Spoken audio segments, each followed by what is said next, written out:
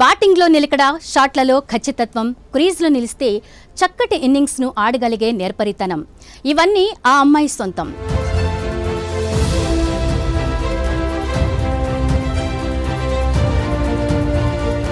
మిథాలీ రాజ్ తర్వాత జాతీయ సీనియర్ జట్టుకు ప్రాతినిధ్యం వహించే సత్తా తనలో ఉందని ఆట ద్వారా చాటి చెప్పుకుంటుంది టీనేజ్ సెన్సేషన్ గొంగడి త్రిష.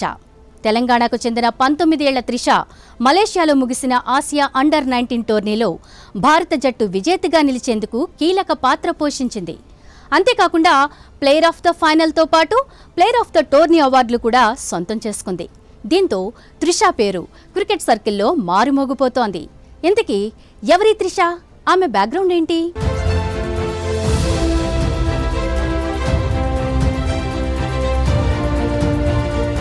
తెలంగాణకు చెందిన గొంగడి రామిరెడ్డి తన ఒక్కగాను ఒక్క బిడ్డ త్రిష.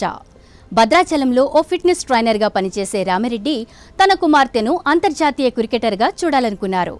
అందుకు భద్రాచలంలో ఉంటే సరిపోదని గుర్తించిన వెంటనే 2013లో సికింద్రాబాద్లోని ఈస్ట్ మారేడుపల్లికి మకాం మార్చారు. క్రికెట్లో వానమాలు మొదలు అకాడమీలో శిక్షణ కోసం తన స్తోమతకు మించే ఖర్చు చేశారు. తండ్రి కష్టం చూసిన త్రిష ఆయన కళ్లలో ఆనందం నింపాలని నెట్స్లో తీవ్రంగా సాధన చేసేది. అలాగే క్రికెట్లో రాటుదేలింది. అయితే ఎన్నో ఆశలు పెట్టుకున్న WPL వేలం ఆ తండ్రిని కాస్త నిరాశపరిచింది.